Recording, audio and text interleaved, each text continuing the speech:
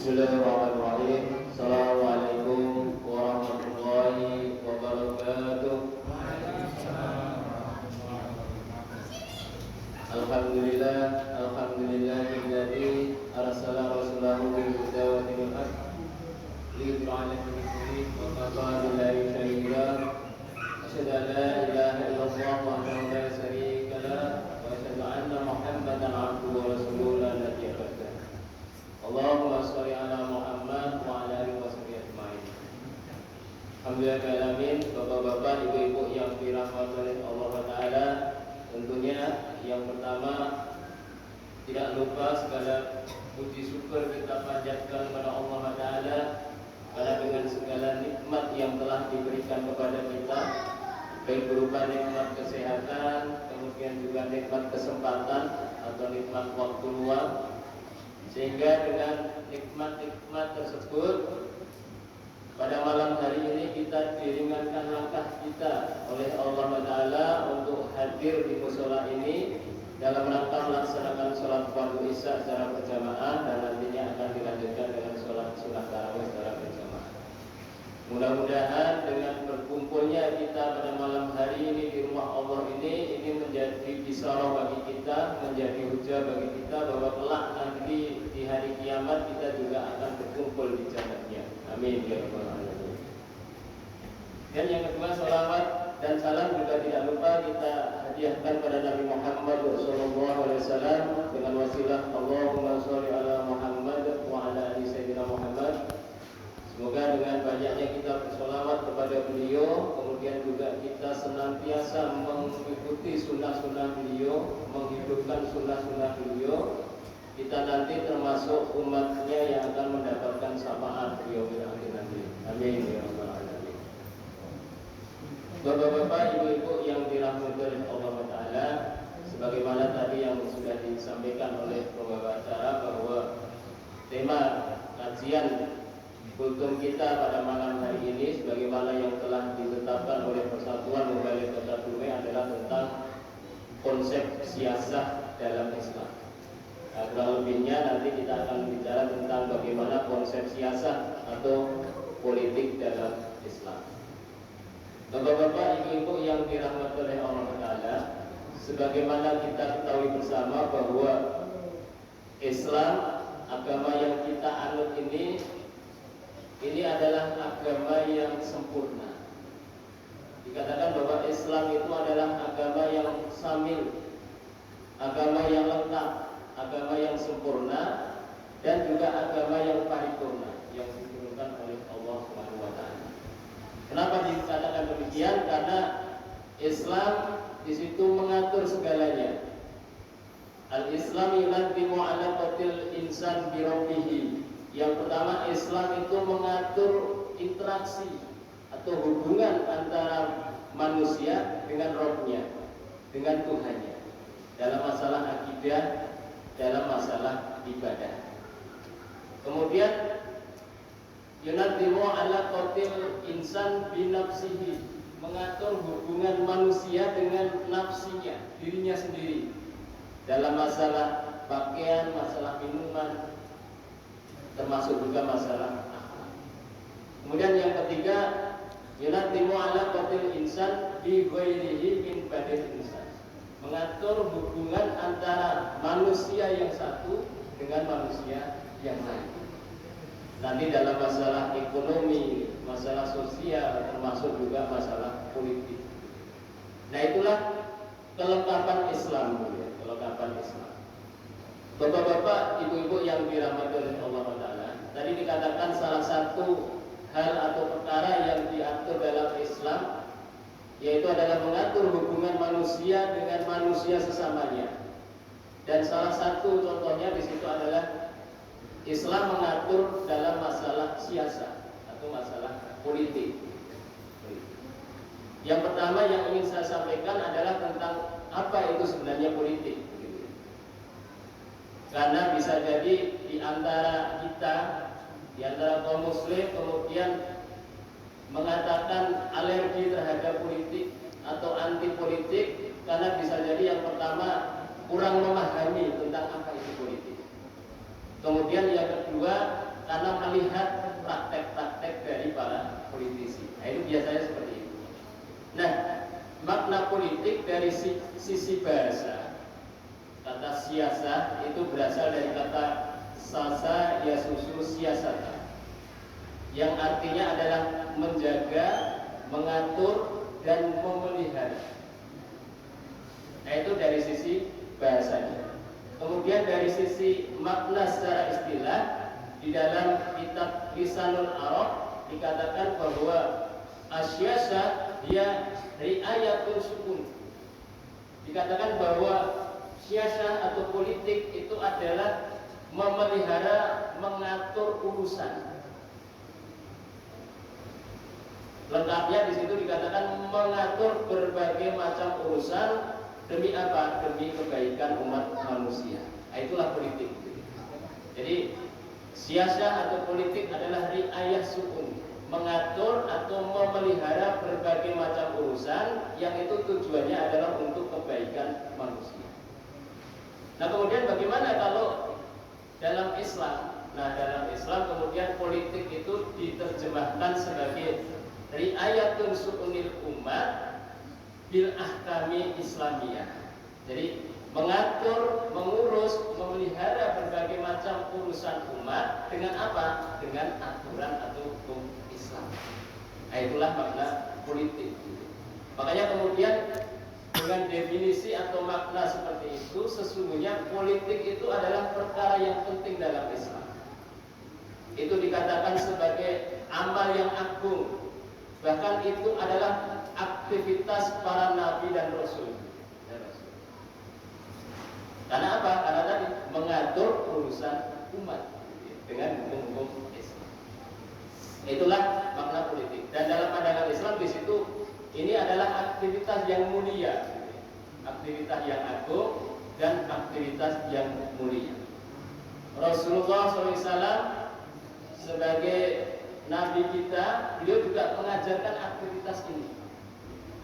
Beliau mengajarkan aktivitas ini, sehingga tidak tepat kalau kemudian dikatakan bahwa urusan politik itu hanya masalah urusan kekuasaan saja, atau kita terjemahkan lebih sempit masalah bagaimana meraih kekuasaan saja. Jadi tidak hanya seperti itu, karena memang fakta yang ada di sekitar kita kalau bicara masalah politik biasanya seperti itu, hanya masalah rebutan kekuasaan, kemudian masalah bagaimana mempertahankan kekuasaan.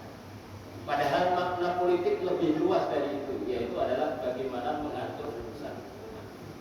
Bapak-bapak, ibu-ibu yang dirahmati oleh Allah Taala, memang benar bahwa urusan siasat atau politik itu harus kita akui tidak bisa dilepaskan dari kekuasaan.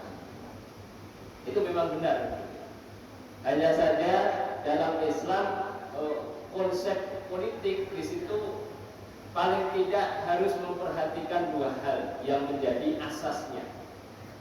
Apa itu? Yang pertama adalah dalam masalah asyadah atau kedaulatan. Di dalam Islam dikatakan di dalam salah satu ayat, inil hukmu illa lillah, menetapkan hukum adalah haknya Allah. Nah, jadi politik yang dimaknai mengatur urusan tadi, mengatur berbagai macam urusan tadi, kemudian yang menjadi pertanyaannya adalah dengan apa dia mengatur. Nah, di dalam ayat tadi dijelaskan inil hukmu illa lillah, bahwa yang menetapkan hukum di situ adalah Allah. Kemudian di ayat yang lain dikatakan inna anzalna ilaikal kitaba bil haqq litahkimu bainan nasi bima araqallah. Sungguh kami telah menurunkan Al-Qur'an ini kepadamu Muhammad dengan membawa kebenaran, agar kamu menghukumi atau mengadili di antara manusia itu sesuai dengan ajaran yang diajarkan oleh Allah. Nah, dari sini bisa disimpulkan bahwa riayah atau mengatur urusan umat dengan apa? Terjawab, yaitu adalah dengan apa yang diajarkan oleh Allah Subhanahu wa taala. Tentunya di situ merujuk kepada Al-Qur'an Quran sebagai sumber hukum. Kemudian yang kedua, selain konsep kedaulatan, di situ adalah konsep as-sultan atau kekuasaan. Di dalam Islam bahwa sultan tidak mungkin umat memimpin semuanya. Maka disitulah nanti ada salah satu orang yang kemudian diangkat oleh umat itu untuk menjadi pemimpin di situ, untuk dibaiat menjadi pemimpin dengan memenuhi beberapa kriteria sebagai syarat inikotnya atau syarat wajibnya sebagai seorang pemimpin. Yang pertama adalah muslim, kemudian balik, berakal, merdeka, adil, kemudian termasuk juga mempunyai kemampuan atau mampu untuk memimpin. Nah itu konsep siasat dalam Islam. Kemudian bapak-bapak, ibu-ibu yang dirahmati oleh Allah Taala, saya ingin memberikan beberapa contoh begitu ya, bagaimana Rasulullah mengatur berbagai macam urusan umat ketika Rasulullah menjadi pemimpin di Madinah Al-Munawwarah.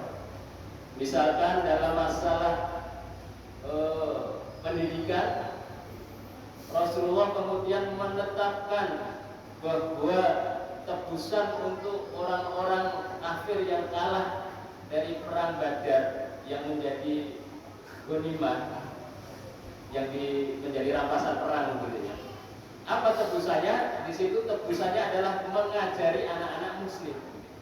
Dan itu gratis. Jadi anak-anak muslim belajar gratis, difasilitasi oleh negara. Kemudian di sejarah keemasan Islam kita juga menemui begitu ya. Ketika Islam menguasai Andalusia atau Spanyol, di sana ada Universitas Cordoba. Di situ kemudian tidak hanya anak-anak kaum muslim saja yang sekolah di sana, tetapi para raja-raja di Eropa itu mengirimkan anak-anaknya untuk sekolah di sana, dan itu adalah gratis. Nah, jadi ini adalah bentuk riayah dari negara masalah pendidikan. Kemudian yang kedua adalah masalah pengobatan. Ada kisah Rasulullah SAW dikirimkan hadiah dari Raja Mesir, seorang dokter atau seorang tabib, dan itu kemudian oleh Rasulullah diberikan kepada umat, kepada rakyatnya. Jadi itu menjadi dokter umum, dan masyarakat rakyat yang berobat di sana di situ gratis. Kemudian yang ketiga adalah masalah pekerjaan. Ini juga dicontohkan oleh Rasulullah bagaimana Rasulullah meriayah rakyatnya, meriayah umatnya. Pernah ada seorang yang datang kepada Rasulullah, seorang peminta-minta yang dia datang kepada Rasulullah. Kemudian Rasulullah berkata, apakah di rumahmu ada barang? Kemudian orang tadi menjawab, ada 2 barang. Nah, kemudian Rasulullah meminta orang tersebut untuk mengambil barang itu. Setelah diambil, dibawa ke hadapan Rasulullah. Kemudian Rasulullah di depan para sahabatnya mengumumkan, wahai para sahabat, siapa yang ingin menebus barang ini atau membeli barang ini? Kemudian ada salah satu seorang sahabat yang tunjuk jari, saya ya Rasulullah, saya akan membelinya dengan harga 2 dirham. Kemudian barang itu diserahkan kepada sahabat yang bersangkutan, dan Rasulullah menerima 2 dirham. Kemudian memberikan 2 dirham itu kepada orang yang tadi ya, yang meminta-minta tadi. 1 dirham belilah kebutuhan untuk keluargamu, kemudian 1 dirham belilah kapak, kemudian pergilah ke hutan mencari kayu bakar. Kemudian setelah selang 15 hari, orang tersebut datang kembali ke Rasulullah dengan membawa uang sejumlah 15 dirham. Ini menunjukkan bahwa negara atau pemimpin dalam hal ini Rasulullah memperhatikan umatnya, rakyatnya dalam masalah pekerjaan. Bapak-bapak, ibu-ibu yang dirahmati oleh Allah Ta'ala, tidak hanya itu. Kemudian Rasulullah juga mengirimkan beberapa utusan gitu ya, ke berbagai macam negeri. Untuk apa? Untuk menyebarkan dakwah Islam. Agar apa? Agar Islam ini sampai kepada seluruh penjuru dunia. Nah, ini menunjukkan bahwa aktivitas politik atau aktivitas siasa dalam artian mengatur berbagai macam urusan umat itu pernah dilakukan oleh Rasulullah. Sehingga dengan seperti itu akan terlihat benar bahwa Islam itu adalah tinggi dan tidak ada yang lebih tinggi dari Islam. Al-Islamu ya'lu wa la yu'la alaih. Dengan seperti itu Islam akan benar-benar terwujud menjadi rahmatan lil alamin. Wa ma arsalnaka illa rahmatan lil alamin. Wallahu a'lam bishawab. Assalamualaikum warahmatullahi wabarakatuh.